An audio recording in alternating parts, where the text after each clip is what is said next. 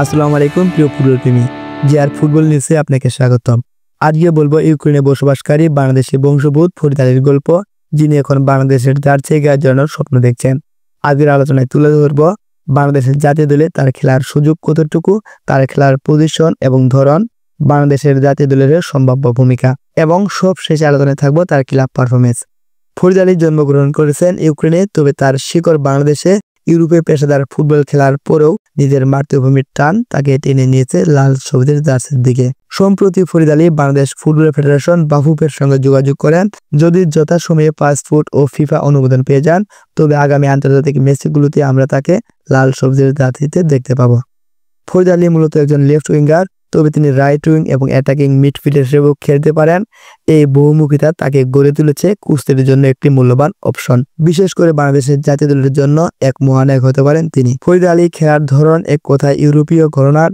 দ্রুত গতি, নিখুঁত ডিবলিং এবং পিন পয়েন্ট পাসিং, এই তিন জিনিস তার মধ্যে সবচেয়ে বড় শক্তি। উইং থেকে কেটে ভেতরে ঢোকা, গোল করা এবং অ্যাসিস্টে সাহায্য করা, ফাইনাল থার্ডের ডিফেন্স চেঞ্জিং পাশে দেয়া তিনি পটু। বাংলাদেশের জাতীয় দলে এখন একজন গতি নির্ভর উইং ভিত্তিক আক্রমণ ভাগের প্রয়োজন। ফরিদ আলী ঠিক এখানেই ফিট করেন। তার উপস্থিতি দলে আনতে পারে ভারসাম্য ও নতুন আক্রমণের কৌশল। ফাহমিদুল ইসলাম মুরসালিনের সাথে জুটি বেঁধে চমক দেখাতে পারেন তিনি। এখন কথা বলব তার ক্লাব পারফরমেন্স নিয়ে। ফরিদ আলী ইউক্রেন ও পোল্যান্ডে বেশ কয়েকটি ক্লাবে খেলেছেন।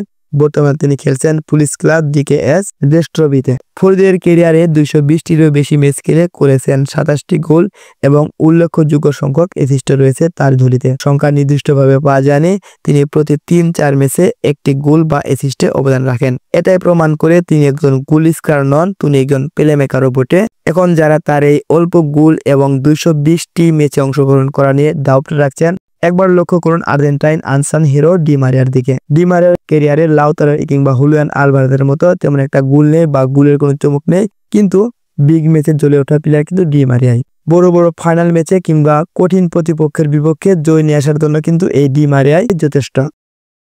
প্রতিপক্ষের ডিফেন্সে কাঁপন ধরানোর জন্য ডি মারিয়া যথেষ্ট শক্তি ধারণ করেন তার বাহুতে।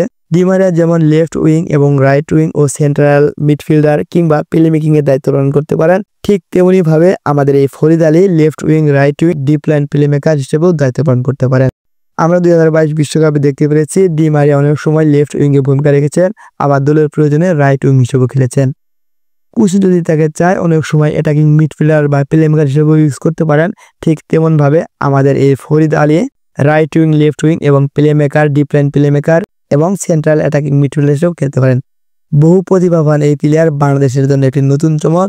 তিনি আসলেই মুরসালিন, ফাহমিদুলের সাথে নতুন জুটি বেঁধতে পারেন এবং বাংলাদেশের ইতিহাস পরিবর্তন করতে পারেন। ফাহমিদুল ইসলাম এবং ফরিদের সম্ভাব্য জুটি নিয়ে কথা বলবো। বাংলাদেশের আক্রমণের নতুন বিপ্লব হতে পারেন ফাহমিদুল ইসলাম এবং ফরিদ।